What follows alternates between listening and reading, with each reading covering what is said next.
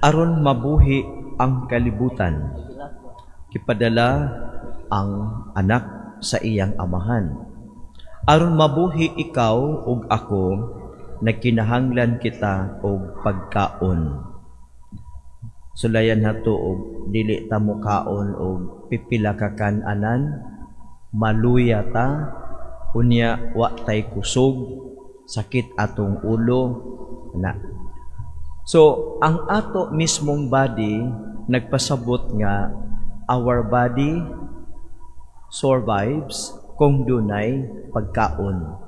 Kay our body needs food. Bisan pag makalimot ka pagkaon sa sakto nga oras, our body reminds us mo nang gutumon ta.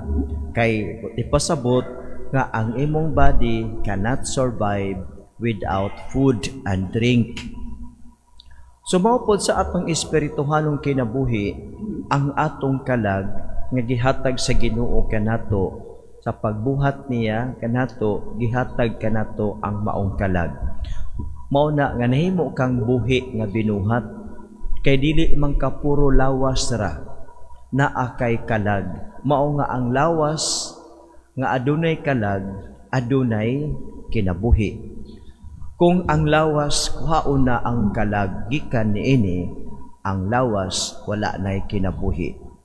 So busa duha ka butang atong hinumduman nga pag-atiman sa atong lawas aron kini makabaton og kinabuhi, og ang pag-atiman sa atong kalag aron ang atong kalag makabaton og kinabuhi. Mahimo kining baskog, mahimo kining himsog, og kita makahimo sa pagbuhat sa mga buluhaton nga gisangon kanato.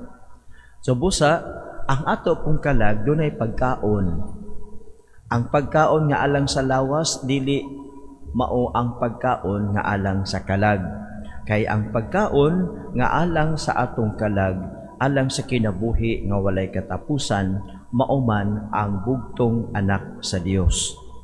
Kay mingunta nga ang Ginoo mao lamang gayud ang tinubdan sa kinabuhi. The only source of life is God.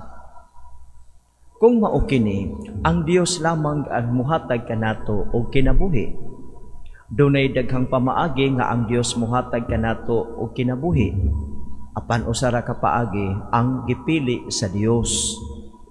O sa iyang gipili, ipadala ang iyang bugtong anak aron ang iyang bugtong anak mahimong pagkaon o ilimnon alang sa mga mutuo kaniya. Mingon ang Ginoo nga ang tanan nga gitudluan sa amahan moari kanako, og ang moari kanako dili gayud niya isalikway. Og karon miingon sa kanato nga ang pan nga gihatag sa amahan mao siya nga gikan sa langit.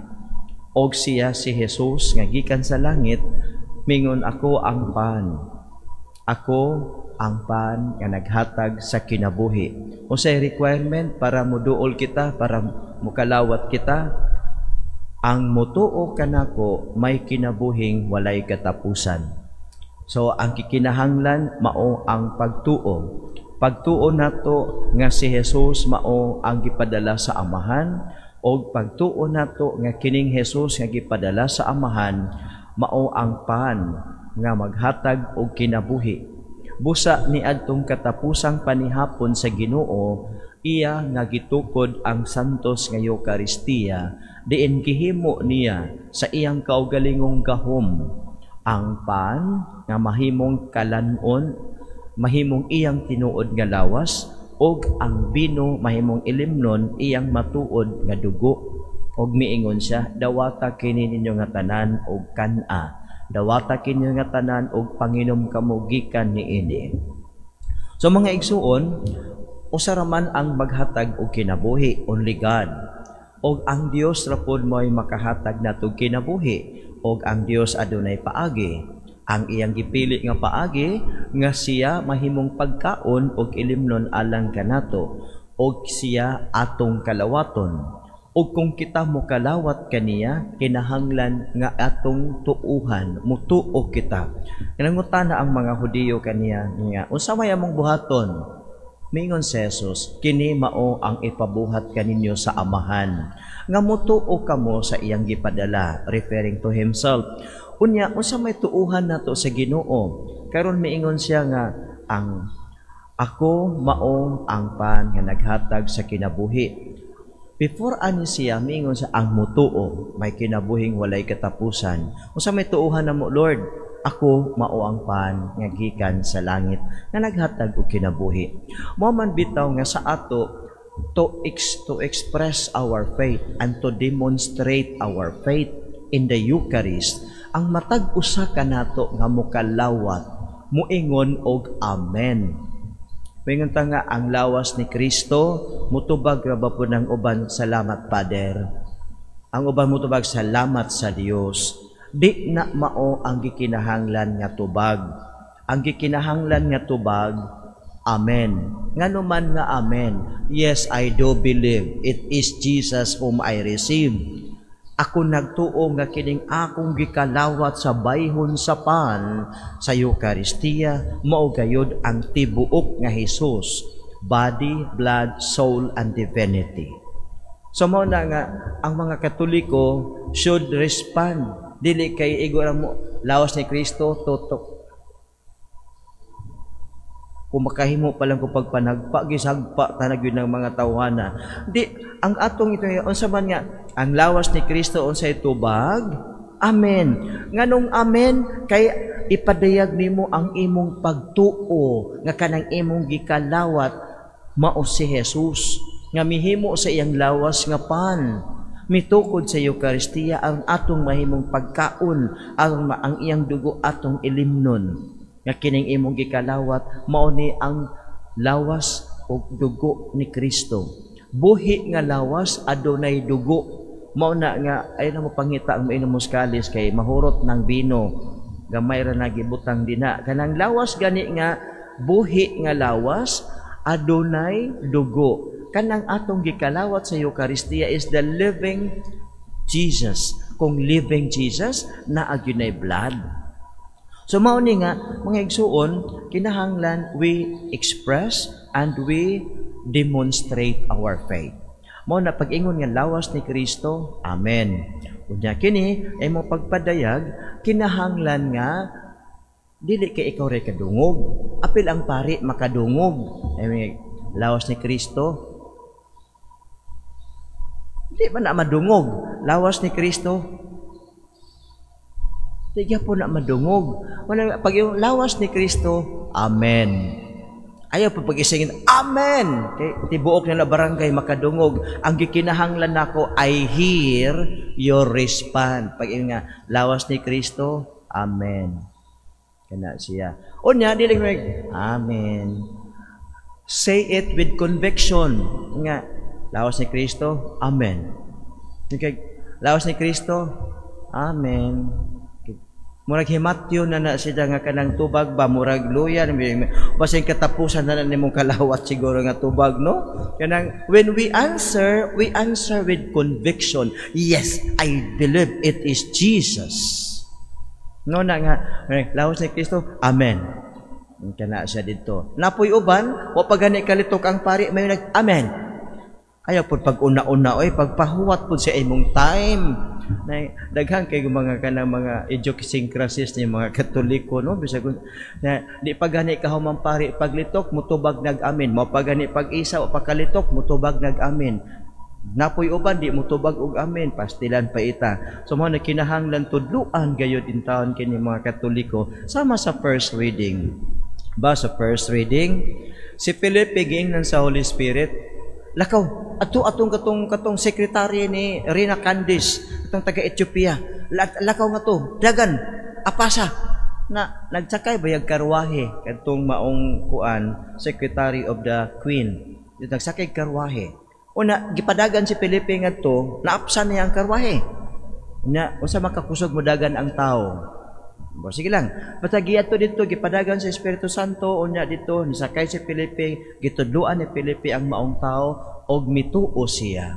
Og ang ekspresyon sa iyang pagtuo, siya midawat kang Jesus, siya midawat sa santos nga bunyag, og siya mipauli nga malipayon. mituo ang maong tao tungod kay dunay nagtudlo kaniya. Gipangutana siya ni Felipe, kasabot kasi imong gibasa, mingon siya nga, unsa man ako pagkasabot ani nga wa may mutudlo nako. So, kitudluan siya ni Felipe, nakasabot siya, unya nagpabunyag siya. Mga igsuon, ingana ang papel sa simbahan mutudlo. Mo na papel sa simbahan mutudlo aron nga makasabot ang mga tao. Unya, kung tudloan ta, na ay makasabot ng mga tao. Pero naapoy dili ka mao musabot kay magtuman sa iyang kaugalingon nga pagbuot. Mao na din bitaw ka ng hangtod karon nagpadayon ka ng mga patuo-tuo sa mga sugok-sugok nga mga tao. Kay ang gituuhan sa mga Katoliko, kadto mga magtutudlo nga wa ma-register. Katong nagtudlo nga mga tuo-tuo nga mauna. Unya sa simbahan wa man lagi tudlo, kung tudloan sa simbahan makiglalis, hala panghawa na lang mo kay kakapoy in pagtudlo, di mo tuo. So, ang atong gitudlo ang opisyal nga gitudlo simbahan. Ayon nang bukot-bukot kanang inyong mga kapupu-pupuan kaniadto nga magtudlo ingon ani, for example, gitudlo nila. Dili pwede nga sa usa ka tuig duha ka buok ang kasal. Ano di ay ang sakramento panalangin man na. Di day pwede nga duha ka buok panalanginan karon tuiga. Dili kay maot yun. Dili oy ang tuyo ana ayaw mo pagsunod kay kapoy kayo ti gasto sa kasal. Mahal ang kasal pagpakaon dako gasto. Unya kadi mas lang ma-explain ingon nga maot kana na mamatay na may ana. Oy unya nagtuo-tuo ra gyud taon tano.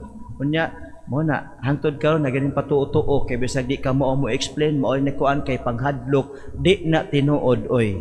Kay ang sakramento channels of graces from God to you. Panalangin ang imong gidawat dili kamatayon. Basta kung nagani katiguangan nga mutudlo, kami nga ayaw mo pagpakasal kay dagdoble na mo karon. Kana siya dili na iya sa simbahan na kumutuo ta kang kinsa man kanituo sa gitudlo sa simbahan o sa gitudlo sa imong katigulangan nga giingon natog superstitious. Na di nakakatoliko kay ang Katoliko maminaw man sa pagtulunan sa Ginoo nga gitudlo sa simbahan. Mao na unsa tubag kung mayon lawas ni Kristo. Amen. Dili salamat Father. Kana ra bagyong moingon nga salamat Father. Napay sa upon, napay nga na unya mo salamat Father. Kana ra bagyong mga professional pud ba kay maayo magsinina. Kanang maila man edukado man unta ni mga tawana unya ang tubag amen wa na siguro mo agi og first communion. So pasalamat kamo nga nakaagi kamo first communion og pasalamat kamo nga sige kamo og attend og mga formation kay kamo natudluan og nakakat-on. Demonstrate our faith. Pag-ingon lawas ni Kristo ang tubag amen. Manindog kitang tanan ug ato karon nga ipadangat sa Ginoo ang atong mga pangaliya.